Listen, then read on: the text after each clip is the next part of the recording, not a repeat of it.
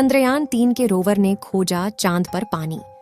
चंद्रयान-3 का प्रज्ञान रोवर लगातार चांद की धरती पर घूम रहा है और हमारे इसरो के वैज्ञानिकों द्वारा इस रोवर को कमांड यानी निर्देश दिया जा रहा है।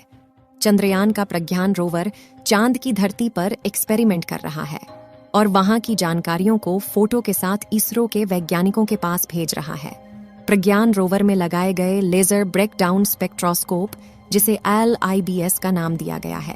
प्रज्ञान रोवर में लगे इस लेजर ब्रेकडाउन स्पेक्ट्रोस्कोप ने चांद की धरती के नीचे लेजर को फेंककर कुछ तत्वों को खोज निकाला है, जिसमें हाइड्रोजन और ऑक्सीजन पाए जाने की उम्मीद बताई जा रही है।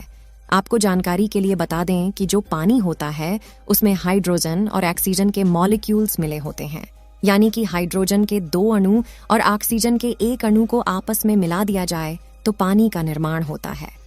अब आपके मन में सवाल आ रहा होगा कि जब प्रज्ञान रोवर ने चांद पर ऑक्सीजन और हाइड्रोजन की खोज कर लिया है तो इसका मतलब यह है कि चांद पर पानी पाए जाने की पुष्टि की जा सकती है। चंद्रयान-3 ने चांद पर पानी को खोज कर लिया या नहीं, इसको जानने के लिए वीडियो को अंत तक जरूर देखें।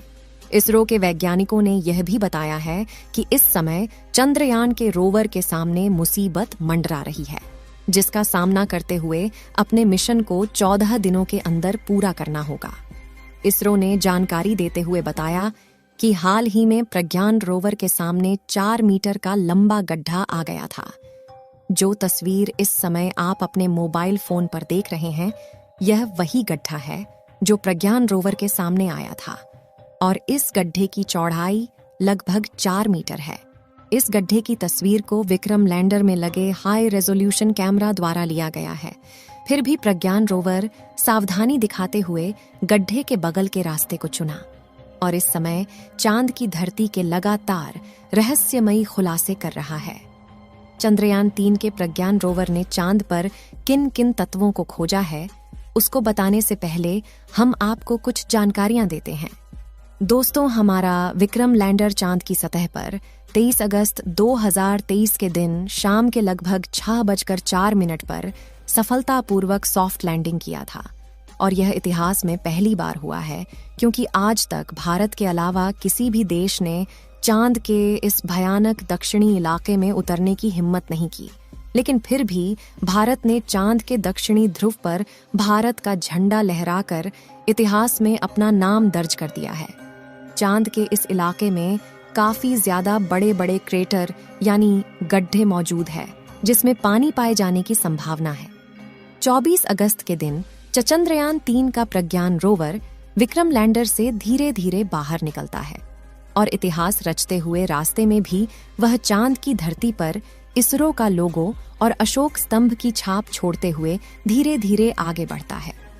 इसरो ने जानकारी देते हुए बताया कि जिस स्थान पर चंद्रयान-3 का लैंडर उतरा है, उस जगह को शिव शक्ति पॉइंट के नाम से जाना जाएगा, क्योंकि शिव में मानवता के कल्याण का संकल्प समाहित है और शक्ति से हमें उन संकल्पों को पूरा करने का सामर्थ्य मिलता है।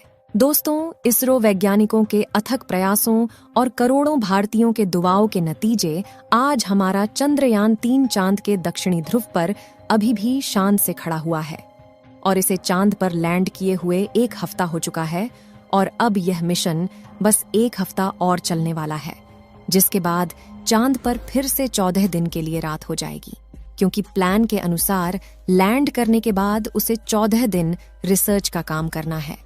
यही वजह है कि जिस दिन से चंद्रयान ने लैंड किया है, तभी से हमारा प्रज्ञान रोवर चांद की अंधेरी व रहस्यमयी दुनिया के बारे में बड़े बड़े खुलासे कर रहा है।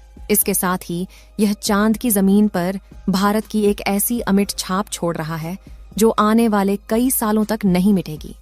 जैसे ही चंद्रयान-3 ने चांद की धरती पर लैंडिंग की, हम सभी ने चंद्रयान मिशन के कामयाब होने का खूब जश्न मनाया।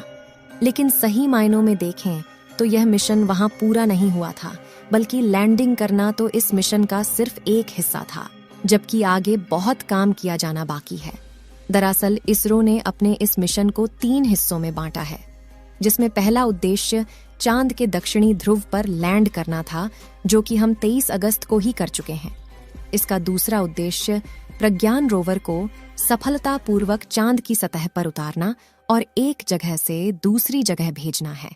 और यह उद्देश्य भी पूरा हो चुका है, क्योंकि लैंडिंग करने के सिर्फ 4 घंटे बाद ही इसरो वैज्ञानिकों ने प्रज्ञान रोवर को चांद की सतह पर उतार दिया था।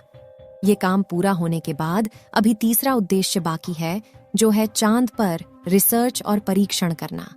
और आपकी जानकारी के लिए बता दें कि इसरो के वैज्ञानिकों ने अपने उद्देश्य को पूरा करने का काम स्टार्ट भी कर दिया है और लगभग आधा मिशन पूरा भी हो गया है, जिसमें प्रज्ञान रोवर ने चांद की मिट्टी में उपस्थित मिनरल के बारे में बताया है। चंद्रयान 3 ने कुछ मिनरल के बारे में पता लगाया है, जिनमें aluminium, calcium, iron, chromium, titanium, manganese, silicon और ऑक्सीजन भी शामिल है। इसके बाद इसरो ने बताया कि प्रज्ञान रोवर और विक्रम लैंडर में लगा पेलोड उपकरण एक्टिवेट कर दिया गया है और सारे सिस्टम एकदम सही तरीके से काम कर रहे हैं। तो अब यह सवाल आता है कि रोवर चांद के इस इलाके में इसके अलावा कौन कौन सी रिसर्च करने वाला है। चलिए दोस्तों, पहले हम आपको प्रज्ञान रोवर के बारे में थोड़ा जानकारियां देते हैं, क्योंकि यह एक बहुत ही खास रोवर है और इस वीडियो से जुड़े सभी सवालों के जवाब भी इसी में छुपे हुए हैं। असल में दोस्तों, प्रज्ञान रोवर एक रोबोटिक रोवर है जो अपना सारा काम खुद से निपटा सकता है। और सबसे अच्छी बात यह है कि यह पूरी तरह मेड इन इंडिया है, यानी इसमें लगा एक एक साइंटिफिक उपकरण इंस्ट्रूमेंट इंडिया में ही बनाया गया है। इसके अलावा अगर बात करें तो इसकी लंबाई 91.7 सेंटीमीटर, चौड़ाई 75 सेंटीमीटर और ऊंचाई 39.7 सेंटीमीटर है। साथ ही इसका वजन 26 किलोग्राम है। यहाँ गौर करने वाली बात यह है कि 26 किलोग्राम का वजन पृथ्वी पर है।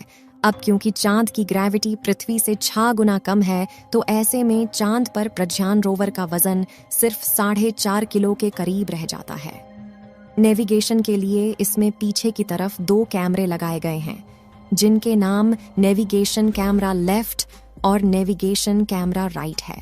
यह कैमरे प्रज्ञान रोवर की 2 आंखों की तरह है, जो इसे सामने मौजूद बाधाओं के बारे में अवगत कराते हैं। इसके अलावा इसमें ऊपर की तरफ सोलर पैनल भी लगाए गए हैं, जो इस रोवर का सबसे अहम हिस्सा है। दरअसल प्रज्ञान रोवर पूरी तरह से सौर ऊर्जा पर ही चलता है और इसके लिए इसमें लगाए गए सोलर पैनल 50 वॉट बिजली उत्पन्न कर सकते हैं।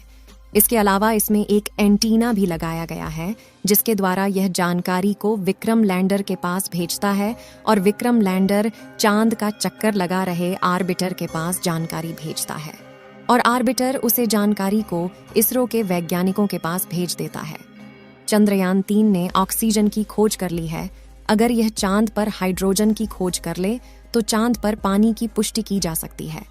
इस वीडियो को 1 लाइक जरूर करें और अपने मित्रों तक इस वीडियो को शेयर करें, ताकि उन्हें भी जानकारी मिल सके।